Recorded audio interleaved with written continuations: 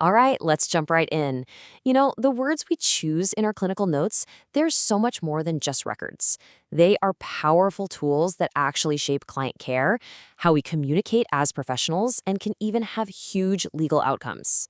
So today, we're going to get this right. We are mastering the language of documentation. So take a look at this note. It's direct, right? At first glance, it feels like it captures the vibe of the session.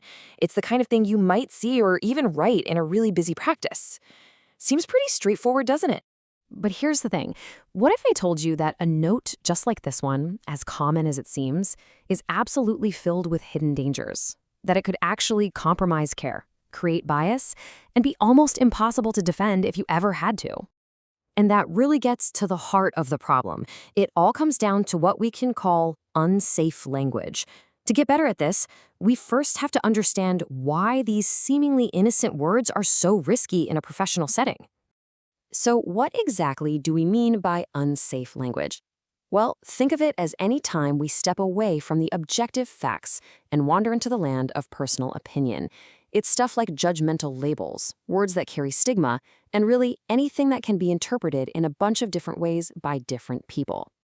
And what's wild is how common these pitfalls are. I mean, we've all seen them. Vague words like good, labels like uncooperative, and those all or nothing words like always or never. They sneak into our writing so easily, but they just don't have the precision or the objectivity that we absolutely need for professional documentation. This right here, this just nails the core issue. When we write down a label like resistant, what does that actually mean? It's our interpretation, not an observation. It becomes clinically indefensible because you're not describing a behavior, you're assigning a motive, and you're doing it without any evidence. Okay, so if that's the problem, what's the solution? Let's switch gears and talk about the gold standard of clinical documentation, safe language.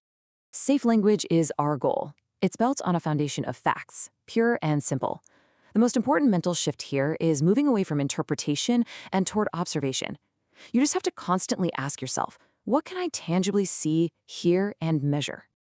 And here's our toolkit for how we build those safe notes. So instead of using those vague labels, we use specific behavioral descriptions. We rely on standardized clinical terms, like from a mental status exam. We'd note if their speech is rapid and pressured, or if their observed affect is congruent with what they say their mood is. We use quantifiable data from assessments like the PHQ-9, and hey, when in doubt, just use a direct quote. Let the client's own words tell the story. Okay, now for the best part. Let's actually see this transformation happen. We're going to take some common unsafe notes and completely rebuild them into professional, safe, and totally defensible documentation. Just look at the difference. Seems better is, well, it's a feeling, a vibe, but a PHQ-9 score dropping from 17 to 10, that is a measurable fact. The client reporting more sleep, that's concrete data. One is a vague assumption. The other is a defensible observation of real progress. Here, we're swapping out a judgmental label for an actual clinical description. Lazy is just a moral judgment, but describing difficulty initiating tasks and low energy, now you're connecting what the client reports directly to clinical symptoms. This isn't just safer, it's 1,000 times more helpful. And here's one more fantastic example. Writing resistant basically just shuts the door on the conversation, but reframing it as expresses ambivalence about change, that opens the door right back up. It identifies a clinical theme and it points you toward a plan, exploring motivation, all without blaming the client. It's a total game changer. So when all is said and done, why does mastering this skill matter so much? Because our words, they have a profound, real-world impact on every single aspect of the care we provide. If you take only one thing away from our time together today, please let it be this.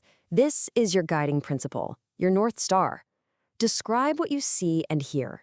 Don't apply a label. And the benefits of doing this are just immense. Your notes become clearer, which improves communication with colleagues. You actively reduce harmful bias. You create a legally sound record of your work. But most importantly, this practice enhances the quality of care and shows profound professional respect for every single client. So the final question is really for you. As you move forward from today, think about this. How will you consciously choose the language of observation over the language of judgment?